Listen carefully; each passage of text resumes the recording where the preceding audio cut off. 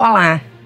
A ICE realiza a operação e detém 4 criminosos violentos ilegais. Tsunami atinge costa do Pacífico após terremoto de magnitude 8,8 no extremo leste da Rússia. Brasil alerta para riscos de sanções automáticas dos Estados Unidos por comércio com a Rússia. Jovem brasileiro com status legal é detido pelo ICE após revogação de proteção pelo governo Trump. Policial reserva indocumentado é preso ao tentar comprar arma ilegal. Brasileiro condenado por reentrada ilegal não cumpre nova pena, diz juiz federal. Eu sou Elisete Garcilaso, estamos começando mais um Conecta iCast.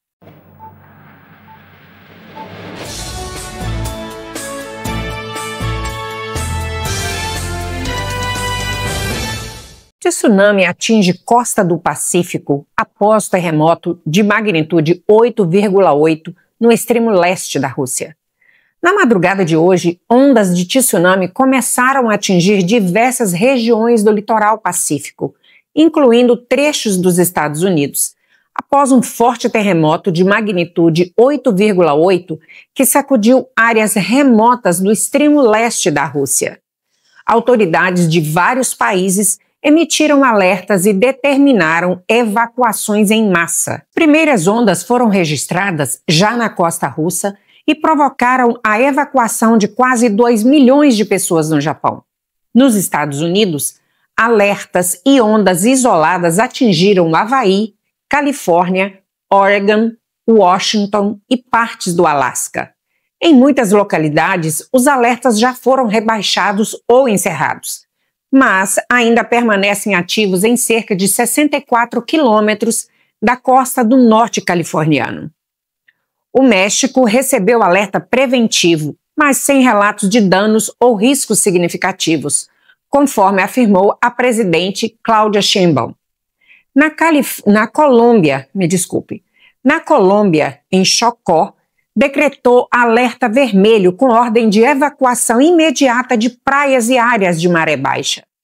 As Ilhas Galápagos, na Colômbia, fecharam temporariamente praias e trilhas costeiras, e as aulas migraram para o formato online em algumas regiões. Nas Ilhas Marquesas, foram observados retiradas bruscas de água, sinal clássico de tsunami, e as primeiras ondas já atingiram alturas entre 1 e 2,5 metros abaixo das previsões iniciais de até 4 metros. Especialistas em hidrologia avaliam que os sistemas de alerta precoce parecem ter sido eficazes para evacuações rápidas. No entanto, continuam recomendando 1. Manter-se longe da faixa litorânea até o fim dos avisos oficiais. 2. Atentar-se a novas ordens de evacuação, pois ondas secundárias podem ocorrer nas próximas horas. 3. Seguir instruções das autoridades locais e acompanhar boletins meteorológicos e marítimos. Embora os alertas tenham sido reduzidos em várias áreas, a comunidade costeira do Pacífico permanece em estado de alta atenção, já que o risco de ressacas e marés altas se mantém nos próximos dias.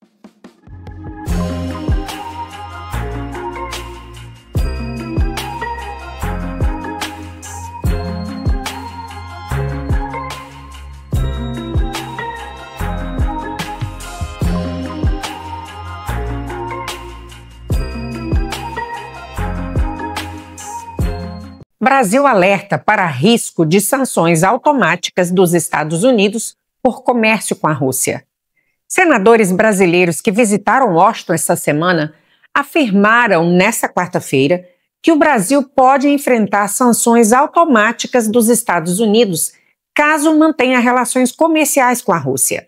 Segundo o senador Carlos Viana, do Podemos de Minas Gerais, parlamentares de ambos os lados do Congresso norte-americano garantiram que aprovarão, nos próximos 90 dias, uma lei impondo penalidades a quaisquer países que continuem a comprar produtos russos.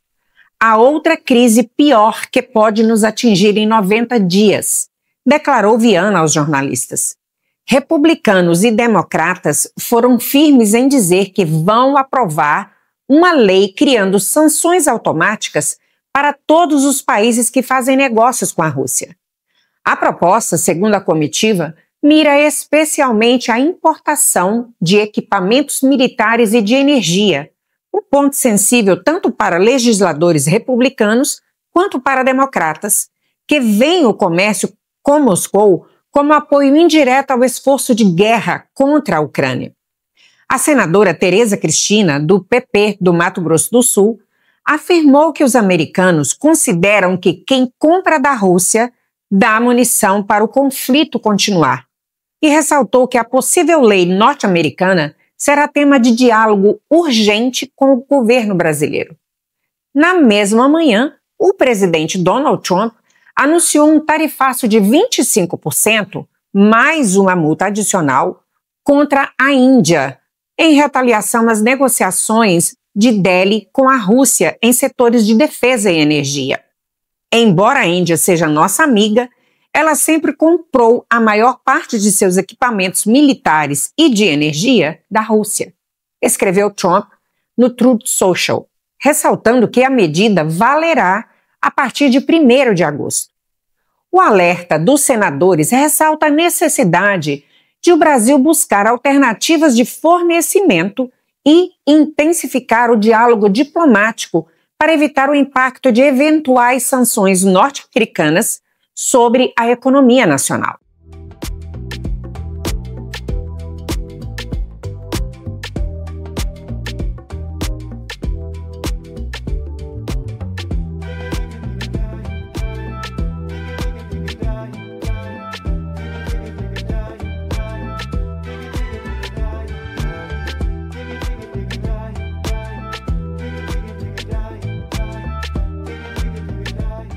A ICE realiza a operação e detém 4 criminosos violentos ilegais. O Serviço de Imigração e Alfândega dos Estados Unidos anunciou que durante o último fim de semana prendeu 4 estrangeiros em situação irregular condenados por crimes violentos, reiterando a prioridade do governo Trump e do Departamento de Segurança Interna em remover delinquentes perigosos das comunidades americanas. Héctor Adrian González Sánchez, de 57 anos, mexicano, foi condenado por atos obscenos e lascivos com uma criança menor de 14 anos, em Pico Rivera, na Califórnia. Juan Guzmán Zuniga, mexicano, foi condenado por tráfico de cocaína e detido no condado de Robinson, na Califórnia do Norte. Eduardo Luiz Mantin Pozo, de origem cubana, foi condenado por tráfico de drogas, porte de maconha e de substâncias perigosas em Roseville, no Alabama. E José Ortiz, mexicano, foi condenado anteriormente por agressão com lesão corporal contra familiar em Austin, no Texas. Em um comunicado, a secretária assistente do DHS, Tricia McLean, afirmou que os agentes do ICE trabalham dia e noite para prender pedófilos, traficantes de drogas e outros criminosos perigosos e que já começaram a ação de deportação contra os detidos.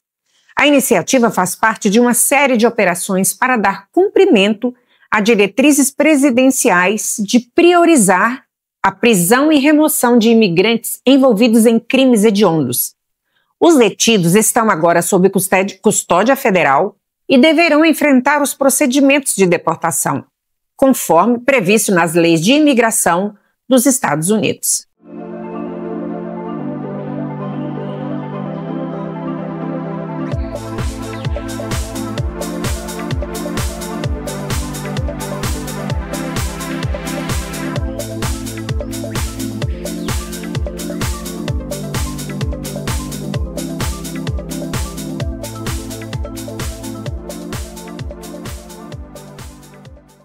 Brasileiro condenado por reentrada ilegal não cumpre nova pena, diz o juiz federal.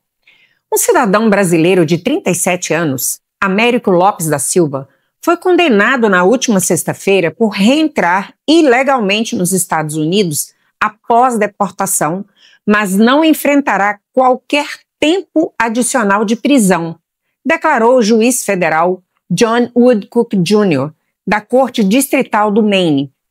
Américo foi detido em maio deste ano pela Patrulha de Fronteira, o CBP, durante uma abordagem de rotina a uma van em Dallas Plantation, no Maine. No momento da parada, ele e o motorista admitiram estar irregularmente no país. Investigações posteriores revelaram que Américo já havia sido deportado em 2021.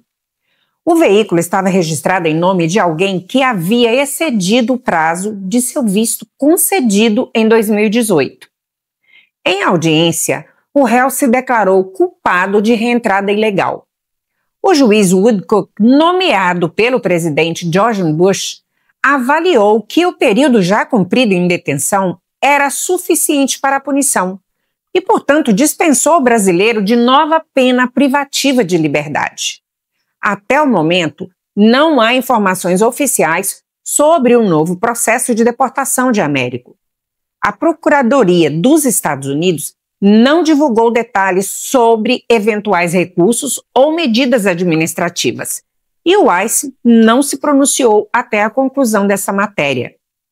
O caso chama atenção para a complexidade e os desafios do sistema de imigração dos Estados Unidos, especialmente em regiões com menor histórico de fiscalização, como o próprio estado do Maine.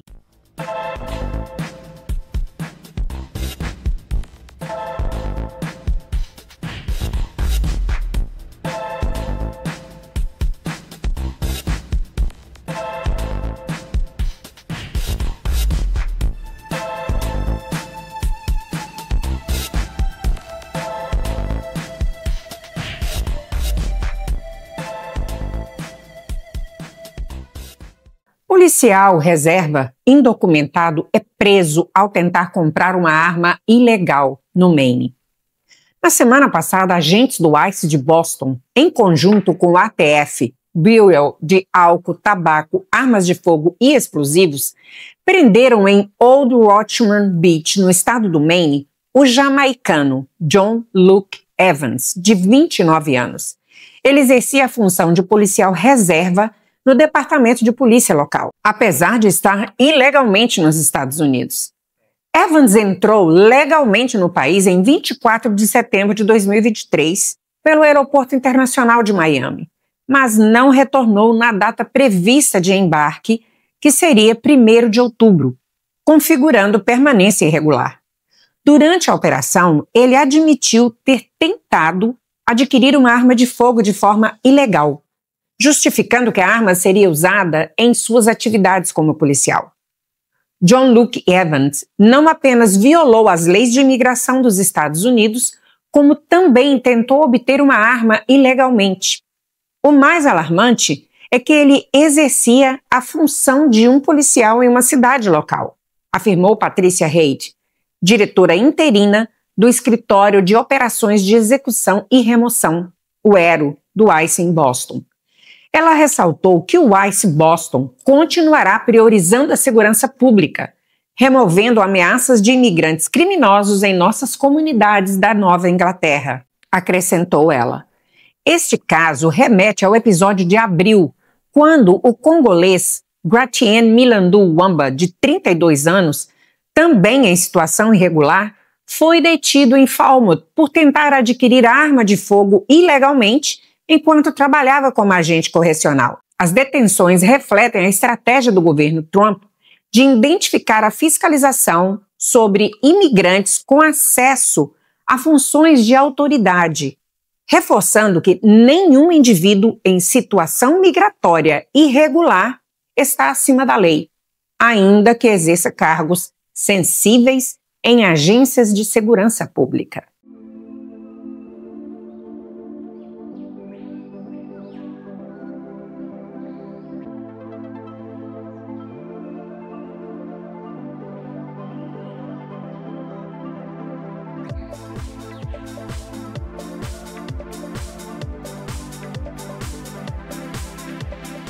Jovem brasileiro com status legal é detido pelo ICE após revogação de proteção pelo governo Trump. Um caso recente expõe o endurecimento silencioso da política de imigração nos Estados Unidos. O brasileiro Vitor Lopes Ramiro, de 21 anos, foi detido em junho pelo ICE, apesar de possuir 2 status imigratórios válidos: o Special Immigrant Juvenile, SIJ, e o Deferred Action, ambos concedidos após ele fugir de abuso familiar no Brasil. Vitor cruzou a fronteira em El Paso há 2 anos e, reconhecido como refugiado de conflitos domésticos, estabeleceu-se em Massachusetts. Em abril, recebeu o SIJ.